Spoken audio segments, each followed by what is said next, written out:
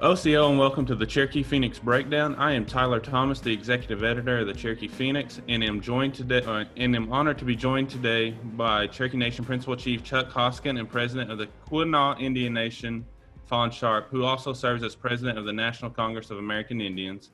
It is an honor to have both of these distinguished leaders in Indian country to discuss the importance of participation of natives in our government and the effort to turn out the native vote in the 2020 election. Chief Hoskin and President Sharp, thank you for joining me today. Thank you. I'm happy to be here. Well, thank you, Tyler. Good to be on the Phoenix Breakdown, and always honored to be with my president of NCAI. Good to be with you, Madam President. Before we get going, I just want to start with saying the Cherokee Phoenix does not and will not endorse any candidate in the upcoming elections or party, but today's show is specifically about the native vote and the representation of Native people in our government, both at the federal level and state level. Before we dive into the upcoming November election and the importance of voting engagement for Native people, let's take a step back and look at our not too distant ancestors' fight for the right to vote. As with many topics in regards to Native people, their fight for the right to vote is all too often overlooked or not even included in the history books. It wasn't until nearly 150 years after the United States was founded that Native people received the right to vote through the Indian Citizenship Act in 1924.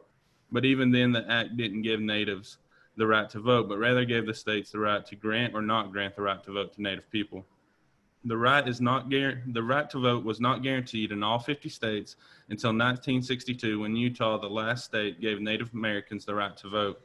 So we are literally less than 60 years from Natives across the country having the right to vote. President Sharp, how has this history impacted Native people and their willingness to participate in the electoral process? Thank you for that very important question. I think it's always important to frame a conversation by looking at one's history. And it's quite clear that while that is our history, we still struggle to achieve political equality with the United States. We often consult with the United States on a wide range of issues, and we find out even after consultation, that seems to be an exercise of administrative process where a box is checked and they still proceed with unilateral action, sometimes over our objections. And so when we live in a reality where entire nations are still disenfranchised, it's a safe assumption from that point to the average citizen, there's still a sense of disenfranchisement, but we are each year growing stronger, reaching out to our citizens to educate them, to stress the importance of exercising our Native voice as an individual and collectively as tribal nations. So I think we're still living in that history and that reality, but we're getting stronger with each election and each year. Okay. Chief Hoskin, when did Natives in Oklahoma receive the right to vote, and why has it been such a struggle for Native people to get that right? Well, it's been a struggle because we here in Oklahoma and across Indian country, Native peoples have been marginalized by the United States and under the law. And so that sort of, frankly, disenfranchisement has made it difficult. The Indian Citizenship Act of 1924 was important. In Oklahoma, it actually predated that with respect to many or most of the tribes, but not by too long. It was under the acts that allotted our land and suppressed our government that also gave many Native peoples in Oklahoma citizenship. But President Sharp's right. President Sharp is right that the real issue is how long it's taken to being able to meaningfully exercise those rights. What are our numbers? What is our participation rates? What are the barriers to keep Native peoples in Oklahoma and elsewhere from participating? And that's what we have to work on today. Knowledge of that history is critical. I think most people in this country would and should be stunned to know how long it's taken Native peoples here and around the country to get that very basic right that I think most Americans can take for granted. But we also need to focus on the future and get about the business of getting those numbers up, getting registered. Okay.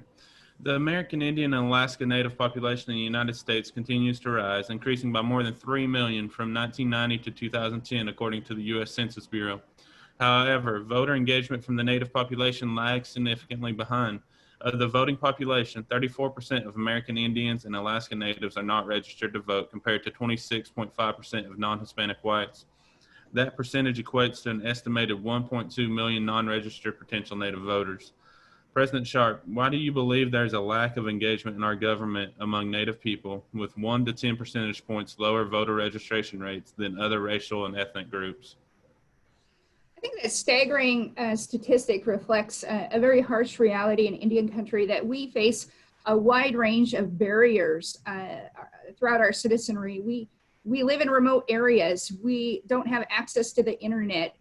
We don't have access to polls. I mean, there's a wide range of issues and barriers that exist by virtue of just our location, our infrastructure. And then when you add to that active and direct efforts to suppress Native votes and Native voices, that has resulted in at least 2 different lawsuits since the last election, where states have targeted our population, requiring street addresses, that have targeted our practices with ballot collecting, and all of our efforts to try to minimize those impacts. We are still fighting, even in the courts, to be able to access our voice and registration.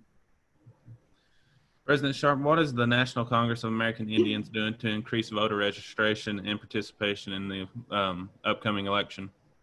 Yes, this year we kicked off a national campaign. We are working on a multiple effort with social media platforms. We are educating folks. We are providing toolkits. We are directly reaching out to the Get Out the Native Vote point person within each reservation. We're offering grants and resources to try to build up capacity. We are partnering with a number of nonprofits, including 4 Directions, to support the effort to push back the active and direct voter suppression that I talked about by documenting instances where our citizens have either been denied access or in any other way, shape, or form been shielded in their effort to try to exercise their voice. We are also working on a wide range of data collection because as I said, with each new election, we want to make sure that we know where the pitfalls are. We want to make sure that we undertake some fact finding to get to that number and figure out a solution. And so we are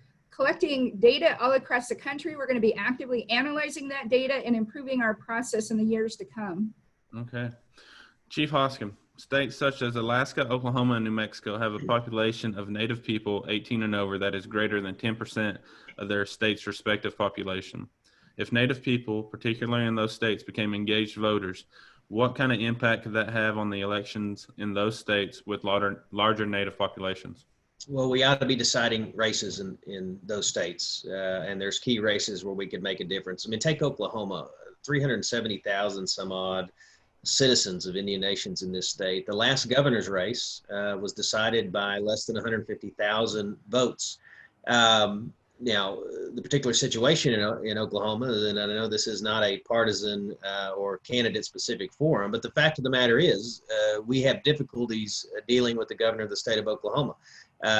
Those difficulties, those frustrations ought to translate into activism among our citizens and an awareness among our citizens. And if Cherokees maybe better understood the difference that they could make in a race as important as the governor's race, I think it would encourage them to get out and vote. And I certainly encourage them to get out and vote. And then you look across the legislature, where we have a great relationship with the legislature, but we can do even more to ensure that our friends in the legislature remain so, and then at local levels. And then the other thing is, voting is one part of activism, but what I also want to see, and this is probably another Cherokee Phoenix breakdown for another day, is more natives stepping up to run for these offices. So getting out to vote and then getting involved even at that level. So I think that we've got to focus on voter registration, but if we want to point to these states and places where natives can make a difference, we could look, I suspect, at any number of races in these states, like I pointed out, the governor of the state of Oklahoma, and tell our people, look,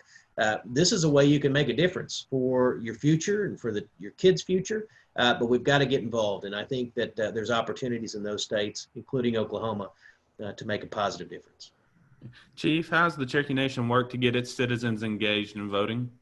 Well, since 2013, we've had a project called Cherokee Vote, in which we have gone out and actively engaged our citizens at community meetings and other gatherings to register them to vote, use social media to connect with citizens to talk about the importance of voting, And just today, the deputy chief and I signed a proclamation about National Voter Registration Day here in the Cherokee Nation. So those sorts of efforts we know can make a difference. We've had people go out to state fairs and community meetings and other places where we can find Cherokees, encourage them to vote. And the result has been that we've registered about 13,000 Cherokees in that time period. Hopefully also done something to raise the awareness of why voting matters. But I think ultimately what we have to do is we have to continue to talk about issues and why it matters who the governor of the state of Oklahoma is. I think if you're a Cherokee living in Oklahoma, in the last year, you've probably got quite a civics lesson in why decisions by the governor affect Cherokee Nation. And so that means that when you go vote, I hope Cherokees are mindful of that. And if they look at their state representative or their member of Congress, I think they can think more about how that affects the Cherokee Nation. That's why we try to talk not only about voter registration, but why engagement with these elected officials matters to the tribe. And we hope that translates into people moving to the ballot box. But I think we have to remember that people have busy lives. Cherokees are busy just like everybody else. They have a wide range of political opinions and philosophical views. But if we can talk about those issues that sort of are at the core of being Cherokee in terms of their day-to-day life, I think we can move people to vote. And that's what we're going to keep doing. In the U.S. House of Representatives, there are 435 voting representatives and 100 voting members in the Senate. Of those 535 legislators in the U.S. legislative branch, there are only 4 Native Americans: Representative Tom Cole and Representative Mark Wayne Mullen of Oklahoma, Representative Deb Haaland of New Mexico, and Representative Sharice Davids of Kansas. According to the National Congress of American Indians, if the representation of Native people in Congress was proportional to U.S. Native population, Native people would have 2 Native Americans in the Senate and 8 Native Americans in the House.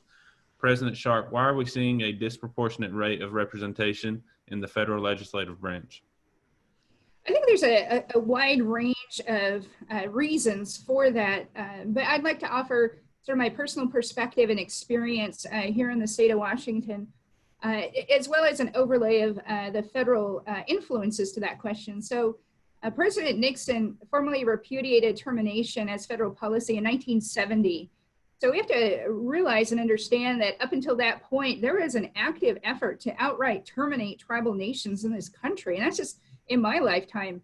And so out of that process, we find states are still very adverse to tribal nations. I grew up during the height of the fishing wars and fishing rights controversies here in the state of Washington, where we were in decades of litigation over treaty rights. And just looking at the example in Oklahoma today, the adverse relationship with the governor and in the states. And so we live in a political environment where we are adverse as tribal nations historically, but we are at the point where we are starting to realize and witness the strength and power of those that we support and encourage, who want to aspire to a representative voice that is much broader than the tribal voice. And in some respects, that's very complimentary, because the way I look at it, my relationship as president of the Quinault Nation and president of NCI is a relationship with the United States, and states are political subdivisions of that trustee of that country for which we have a bilateral relationship. And so we recognize that as Native people, we have many gifted and talented and very bright citizens. Some are going to be rising to political place within their own tribal nations and a sovereign nation. Some are going to be at state and local level, and some are going to be at even an international level. So I think it's important to understand that as we continue to grow and embrace the strength that lies within each nation based on our sovereign powers, we are going to start to witness a whole new generation that's born into a time and a place where there is a recognition of political equality, where the tribal leaders today are insisting that government to government relationship with both the states and the federal government is meaningful. And once we secure those things, and as we secure those basic fundamental principles, we are raising a generation of young people and kids that can have those hopes and dreams, and they can see examples like Congresswoman Haaland and Davids, and know that that's a reality. That's something that we can do, and that's something that we should do. we should look at all ways in which we can influence. And so we are in that period of growth, and it's an exciting period of growth to think of where we've come just in 50 years since termination ended. And I could only imagine what the next 50 years is going to hold. Who would have thought we would have 2 women? This year we have a woman native on the Washington State Supreme Court on the ballot, and that's exciting. I think we need to look at not only House and Senate seats, but certainly the judiciary, because there are 3 branches of government within the United States. And so these are exciting times, and we're going to continue to see those numbers grow. Chief Hoskin, outside of the federal government, only 74 Native Americans are elected to office in the state legislatures, with Oklahoma having as many as 17 tribal citizens in the state legislature in previous years. How important is it for Native people and tribes to have Native American citizens in the state legislatures fighting for Native rights? Well, it's very important. I mean, there are national issues that affect Indian country. Those are important. We have to always keep them at the forefront. But for many Cherokees, their day-to-day lives are impacted, and the operations of even our tribal government in terms of revenue are impacted based on our level of cooperation with and respect from the government of the state of Oklahoma. And so the more friends we have in the legislature, the more opportunities we have, for example, to do what we do every session, which is to go into the legislature, talk to our friends about the issues that affect us. They could be issues relating to compacting, agreements between the state and the tribe that pave the way for, say, hunting and fishing, or make sure that we keep our gaming industry profitable so we can put all those dollars back into our communities. But we need more people that understand that. And who better to understand that generally than a member of a tribe? And so the more people we can get involved in politics, I think the more people that are running for office. And I would add, on a bipartisan basis, we have friends in the legislature, and we need on a bipartisan basis, particularly young people, I think, to get involved in politics, seek elective office. The legislature is a place where we need people that understand our issues. Again, it could be economic issues. It could be government-to-government relation issues. Sometimes, as we found during COVID, it's healthcare issues. Even though the government of the United States is the primary government that we engage with on healthcare, we've had occasion during this pandemic to be dealing with the state of Oklahoma on issues like PPEs, masks, and the sort, and dealing just with the larger public health effort. So I just would encourage a young Cherokee anywhere to get involved in politics. The legislature is a good place to make a difference. My father served in the legislature, and I think the 12 years that he was in office, he was able to make a difference for the Cherokee people as a Cherokee, as a state representative. We need more of that. All right, let's continue our discussion on representation, but shift it slightly to the upcoming November election. President Sharp, with the 4 mentioned above running for re-election and considered likely to win their races, are there possibilities that we could see some more Native Americans win some seats in the House or Senate and increase that Native representation? Yes, absolutely. I think it's becoming quite apparent to the average citizen in this country that in many respects, this country is becoming unhinged from basic fundamental principles that form the foundation of what makes this country so amazing. And Native people embody that. We can articulate positions from a position of strength, experience, and authenticity. And that's what I've witnessed with those Natives that have stepped up to run for office. When they speak to issues, they can speak to it multi-generationally because we have lived through it, we have experienced it, and because we've gone through so much as Native people, we have a very clear vision of what we expect and hope out of elected officials. And any time we could witness a debate between a Native person who has that passion within them, that has that vision and training and support of all of Indian country to see their success in achieving a seat in political office, we are going to continue to see that momentum build and grow. So yes, absolutely. I look forward to working with anyone that seeks to achieve office, from our young people to those who have experience throughout Indian country and want to apply that knowledge and experience to state and federal representation. So yes. Chief Hoskin, frankly, how important is this 2020 election for the Native people, and what are some of the issues pertaining to Native people that Native voters need to keep in mind when choosing their candidates this November? Well, it seems like every election we say this is the most important election in our lifetime, but I think it'd be difficult to say that was a stretch for this election. And it really doesn't matter whether you're talking about the national level or in Congress or at the local level. It's very important. It feels like we're at a time in this country where we need a dose of civic engagement, the likes of which we've not had in this country for some time. And I hope that we get it. That is, I think, the best thing for our democracy. More specifically to Indian country, we need our people to vote. And there are some issues that I think have emerged that I hope kind of permeate the consciousness of our citizens as they go out and vote.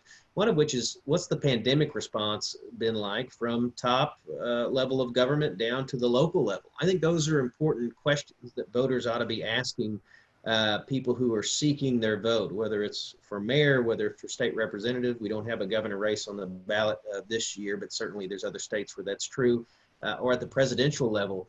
Cherokee Nation, we've tried to be guided by facts, science, compassion, those things. We don't want to let sort of the expediency of politics substitute for good judgment on how the country responds to a global pandemic. The thing that I care about right now when I'm talking to people who are running for office is, how do they see the world in terms of, should science govern those things? And I think they ought to. And that actually ends up affecting Indian country, because where are some of the highest rates of infection in this pandemic? Well, it's in Indian country. Where are some of the resources the most scarce? Well, it's in parts of Indian country. And so that's why it ought to matter to voters and those seeking their vote, how the country, how the state, how the local level responds to that. We had to fight, and President Sharp was a leader in that fight, for the resources from the Congress to get down into Indian country. And I think voters ought to know that, and they ought to remember that at the polling place. Now, we had a great relationship with our congressional delegation. Mark Wayne Mullen, for example, our member of Congress representing Northeast Oklahoma, did a great job, but he needs more support in Congress to fight for those sorts of things. Really on a bipartisan basis, we have friends, but we need more of them. And Cherokee voters and other voters ought to know that, yes, Congress extended Indian country a lifeline, but it was tough to get there, and it was even tougher to deal with some of those federal agencies. How do we change that? We change that by holding people accountable at the ballot box. And I think just as important, asking them questions while they're running. I think people would be surprised how few of these questions get pressed along the campaign trail. And then closer to home, if there's a person running for state representative, they ought to be asked questions about our gaming compact. They ought to be asked questions about cooperating with the Cherokee Nation on what's been the most successful state tribal partnership in the history of the state, and I think even the history of the country. Local people running for office ought to be asked, what do you do with the tribes in terms of economic development? What role do you see? I think to a person, if they're not saying, I want to work with Cherokee Nation, I don't think they get the vote of a Cherokee, because I think that's not in the tribe's best interest. It's not even in the community's best interest. So those types of issues, sort of bread and butter economic issues, and then bigger issues like, how do you respond to the pandemic? What do you see as the role of science and public policy? What resources do you think ought to be deployed to Indian country? Those are things that I think our voters ought to be asking. And then beyond that, Tyler, I want to say this: irrespective of the outcome of this election, year after year, cycle after cycle, we need our numbers to go up. Why do we need our numbers to go up? When President Sharp goes and advocates on Capitol Hill, or with the President of the United States, whoever it is, or if I do the same for the Cherokee Nation, they know what our numbers are. They know what sort of a voice we have. Now, population figures are one thing. Imagine if we voted our interest and we voted our numbers, how much stronger we would be going to get the work done on behalf of Indian country in Washington, D.C. and at the state capitol. So we need to get those numbers up year after year. Thank you, Chief. President Sharp, is there anything more you'd like to offer before we end this virtual roundtable discussion? On behalf of both my nation, the Quinault Nation, and the National Congress of American Indians, I am just so grateful, honored, and thankful for this opportunity. I have a very special place in my heart for the Cherokee Nation. We are partners in our fight to defend the Indian Child Welfare Act, and Chief Hoskin's leadership has just been exemplary. I absolutely love any opportunity, so I'm so very grateful today to be able to join you, and please know that I'm always here standing ready to support and work side by side with the Cherokee Nation. It's such an incredible honor. Siakwil. Thank you, President Sharp. Chief Hoskin, anything to add before we conclude? Well, Wado, Tyler, and the Cherokee Phoenix, and Wado to President Sharp. Native peoples in this country ought to take a look at the efforts that NCAI has undertaken on all sorts of issues, not the least of which is trying to help raise our voices at the polling place, knock down barriers. And what I would say to Cherokees here closer to home is there's parts of Indian country where getting to a polling place takes a day if you can get there. And voting by mail is also difficult. We live in a part of Indian country where we have relatively better opportunities, I think, compared to some parts to go vote. So you should go vote. And the barriers are less here in Cherokee country. Let's raise our voice and let's have a brighter future as a result of it. What else? Thank you, Chief. Before we end, I just want to hit on some important dates leading up to the November 3rd election. In Oklahoma, the voter registration deadline is October 9th, with the deadline to request an absentee ballot being 5 p.m. on October 27th. Early voting dates in Oklahoma are October 29th through the 31st. If you are a resident of another state, please check your state election board's website for dates and deadline information. Chief Hoskin and President Sharp, thank you for joining me today and discussing why the Native vote matters in the upcoming November election. Thank you. I also want to thank our audience for watching this episode of the Cherokee Phoenix Breakdown, and be sure to follow us on Facebook, Twitter, and Instagram to catch our next episode. What up?